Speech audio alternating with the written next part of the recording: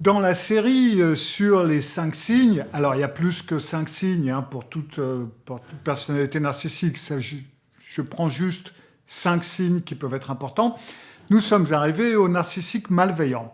Alors, avant de commencer, il y a une chose qu'il est important de comprendre, c'est que le narcissique malveillant, ce n'est pas un narcissique ordinaire qui aurait monté d'un cran. Ce n'est pas une question de degré, c'est une question de nature. Dans les vidéos jusqu'ici, dont j'ai parlé, ou les différents types de narcissiques que j'ai abordés, nuire à l'autre, c'est en fin de compte un effet secondaire. J'ai plusieurs fois expliqué que ce qui était important pour eux, c'est le contrôle. Et une des conséquences de leur fonctionnement, de leur contrôle, est qu'ils sont nuisibles ou ils vous font du mal. L'important est de contrôler l'autre, même si ça veut dire qu'on lui fait du mal.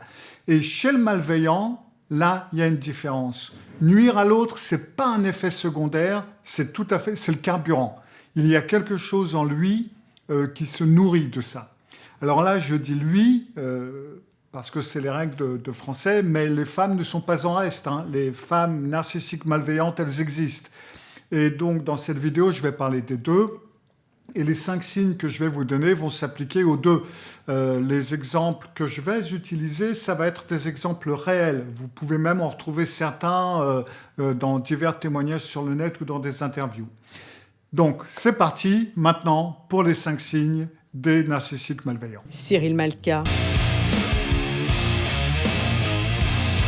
Le psy chez vous.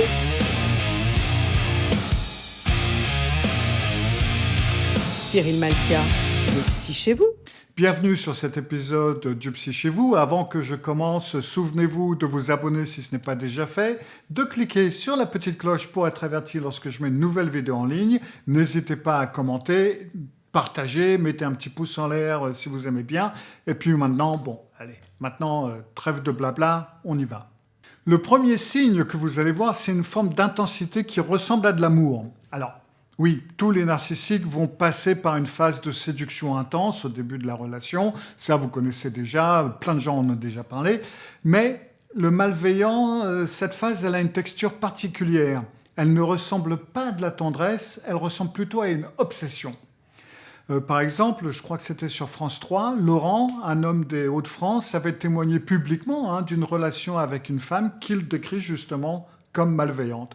Alors au départ, elle était charmante, attentive, etc. Il se sentait compris, choisi, unique. Puis, le masque a glissé, les cadeaux ne lui convenaient plus, elle lui reprochait l'absence de restaurants chics, de voyages, blabla. La dévalorisation s'est installée progressivement, puis les infidélités répétées, retour au domicile en imposant à Laurent de l'accepter sous peine de chantage au suicide, des violences physiques, il avait des hématomes qu'il cachait à sa famille, et il a mis des années, en fin de compte, à comprendre ce qui s'était passé, et encore plus longtemps à en parler publiquement, parce que quand il le faisait, il y a des gens qui ne le croyaient pas, tout simplement, parce qu'on ne peut pas imaginer un homme dans ce genre de situation. Du côté des hommes malveillants, l'intensité au début, ça prend peut-être une forme différente, mais c'est tout aussi reconnaissable. Très vite, il va vous proposer d'emménager ensemble, il va insister pour vous accompagner partout, il va envoyer des messages toutes les 2 heures. Alors, pas pour vous dire des mots doux, mais pour savoir où vous êtes, avec qui, ce que vous faites. Alors, il se positionne comme protecteur.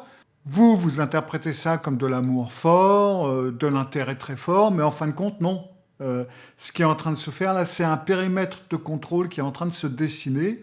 Et une fois qu'il a tracé ce périmètre, il va commencer à le rétrécir. Alors oui, on peut prendre ce contrôle pour de l'amour qui est très fort en premier lieu, parce que les deux mécanismes ont quand même pas mal de ressemblances. Mais il y a une grosse différence, c'est que l'un va vous rendre heureux, ou veut vous rendre heureux, et l'autre veut vous rendre dépendant.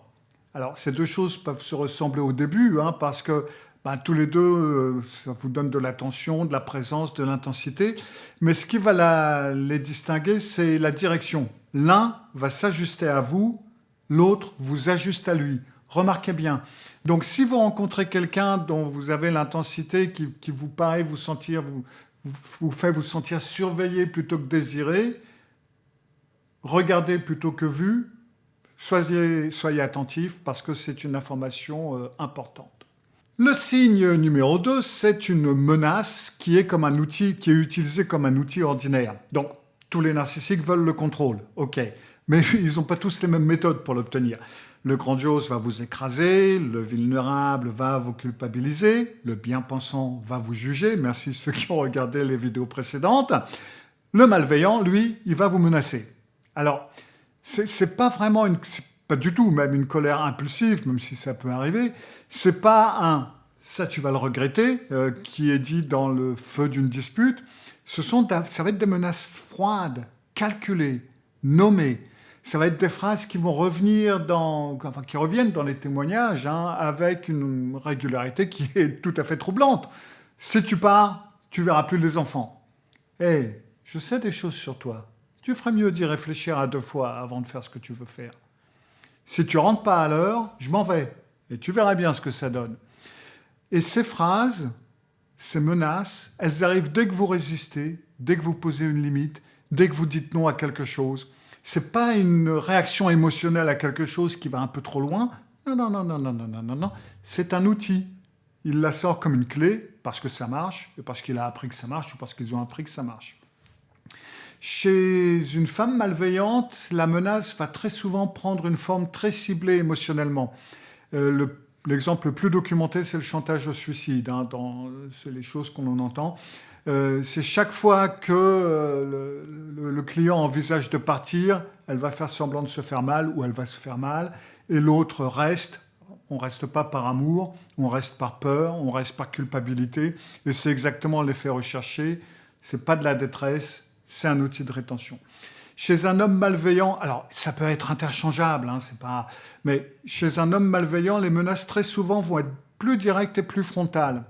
Il va vous attaquer sur votre réputation professionnelle, sur les enfants. Je vais dire à tes collègues, je vais dire à ton patron ce que tu m'as dit sur lui. Tu ne reverras plus jamais les enfants. Je vais tout raconter à ta famille. Et ça, ce sont des phrases qui vont être prononcées relativement calmement. Ce n'est pas au cours d'une dispute.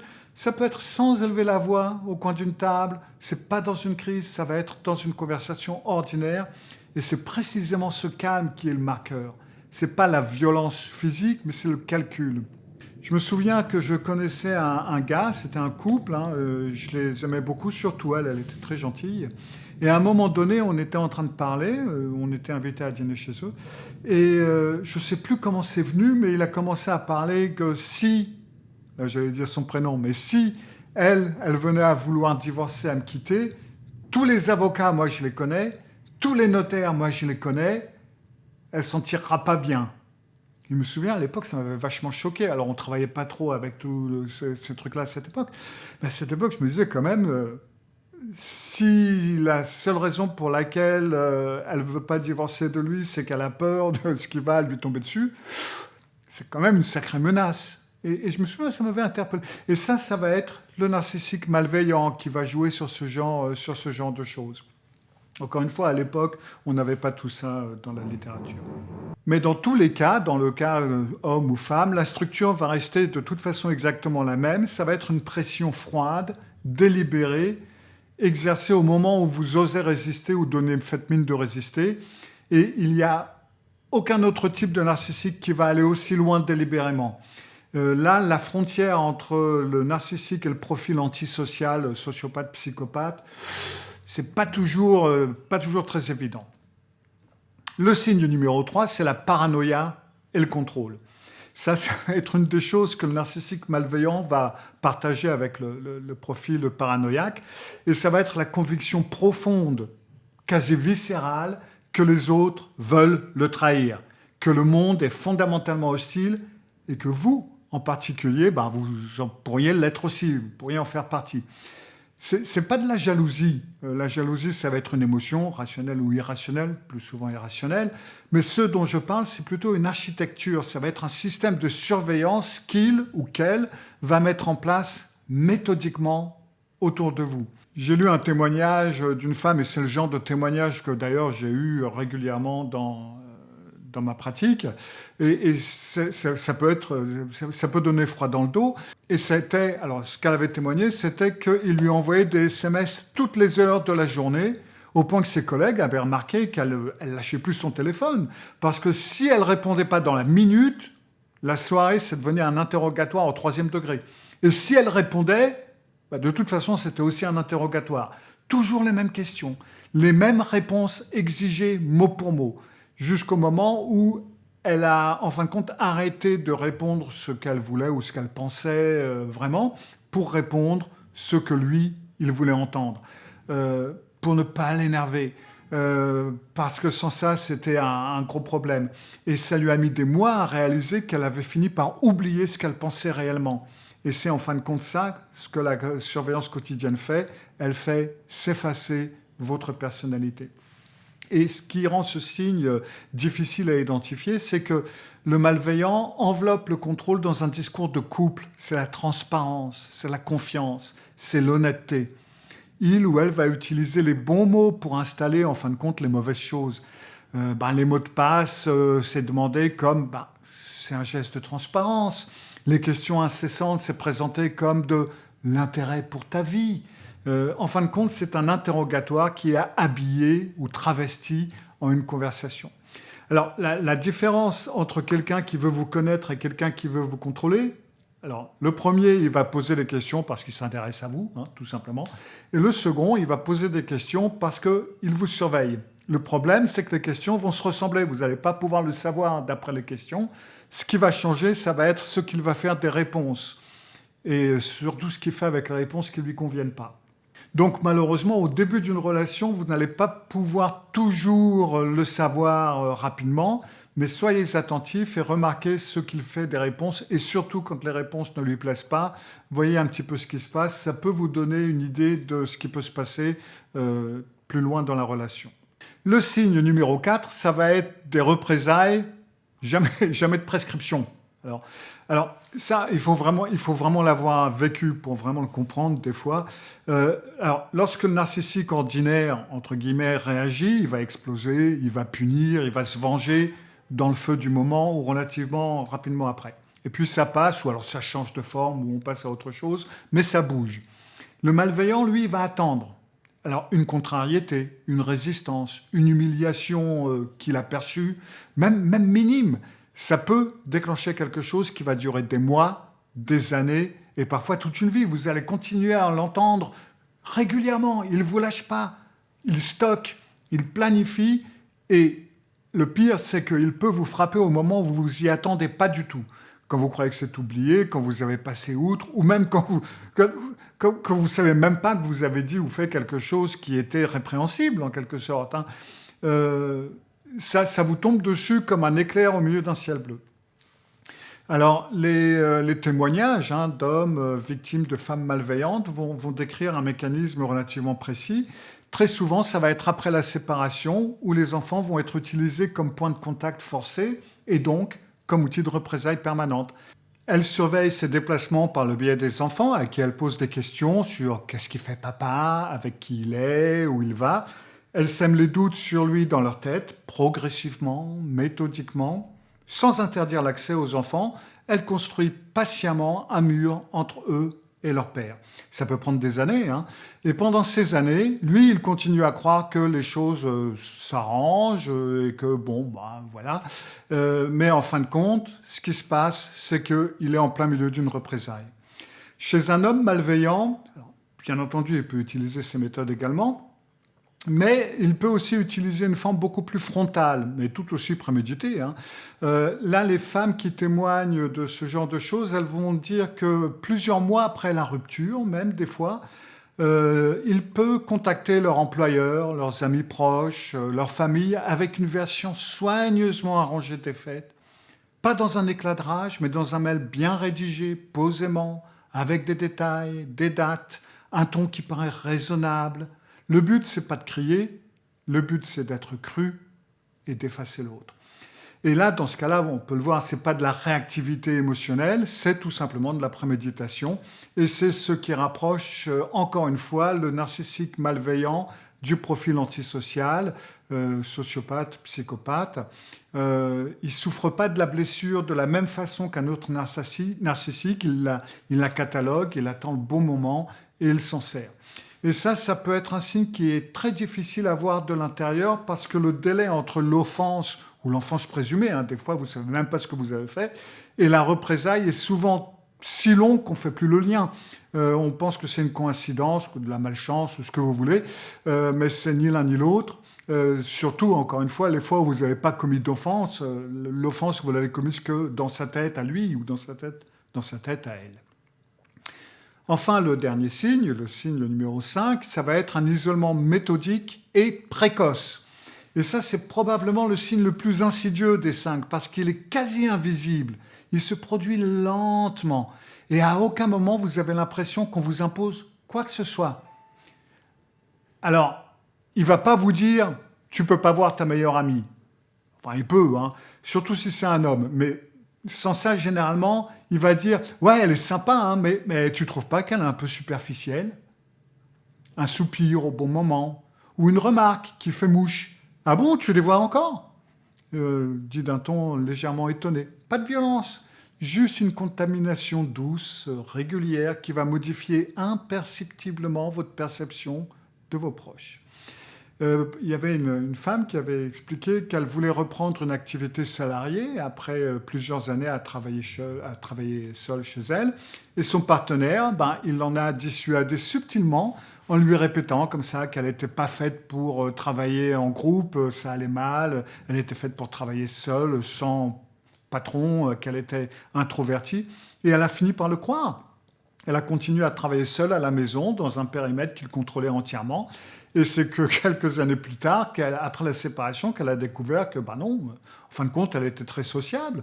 Lui, il avait construit comme une description de sa personnalité qui, en réalité, était une cage. Et cette cage, c'est lui qui l'avait bâtie. Très souvent, l'homme malveillant va passer par un mécanisme de commentaires négatifs distillés comme ça au goutte à goutte sur les amis, sur la famille, avec une occupation systématique de votre temps. Il va exiger une présence permanente, il va organiser des activités qui vont remplacer les sorties, il va créer une scène autour de chaque soirée que vous avez passée sans lui. Il ne va pas vous l'interdire explicitement, rarement. Jusqu'au moment où, en fin de compte, la victime va s'arrêter toute seule parce qu'on va éviter les conflits. À chaque fois que je vais voir ma copine, ça fait un drame, donc j'y vais plus, quoi. Et l'isolement s'installe sans aucune interdiction formelle, en quelque sorte. Chez la femme malveillante, l'isolement, il peut être un peu plus subtil. Alors, encore une fois, les hommes peuvent utiliser cette méthode.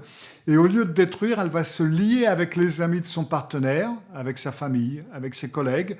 Elle va devenir indispensable dans certains cercles. Et s'il essaie de partir, tout d'un coup, il va découvrir que ces gens ont une perception de lui qui a été construite par elle et que ses alliés naturels à la base sont déjà colonisés. Et en fin de compte, le résultat est toujours le même. Au moment où vous réalisez qu'il faut partir, vous regardez autour de vous et il n'y a plus personne. Vos amis sont loin, vos liens sont distendus, vous avez honte de les avoir négligés et honte de la situation et vous ne pouvez pas demander de l'aide à des personnes que vous n'avez plus vues depuis des mois. Et c'est exactement ce que la personne narcissique voulait. Ce n'est pas par hasard, c'est tout simplement un calcul. Voilà donc 5 des signes, alors il y a plus que ça, mais c'est 5 des signes, et vous noterez, et c'est fait exprès, qu'aucun d'eux ne porte sur la violence au sens traditionnel du terme. Il n'y a pas de coups, il n'y a pas de cris, il n'y a pas d'insulte frontale, parce que ce n'est pas ça qui caractérise nécessairement le malveillant, ou pas uniquement, et puis de toute façon c'est facile à voir, vous n'avez pas besoin d'une vidéo.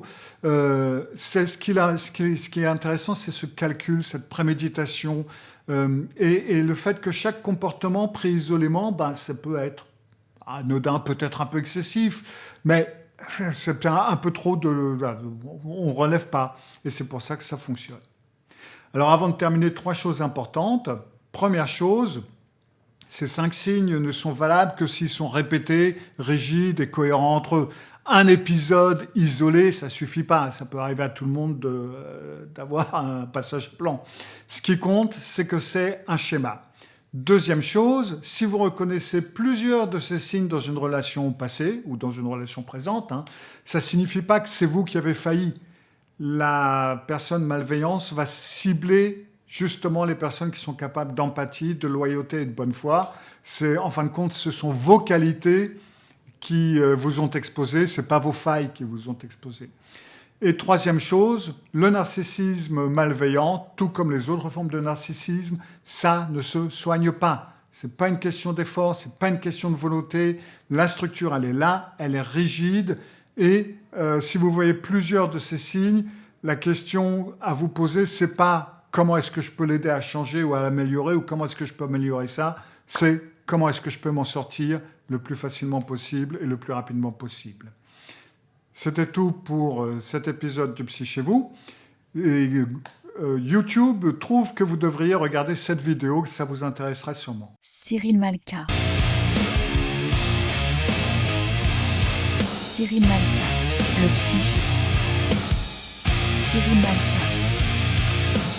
Cyril Malka, le Psy chez vous.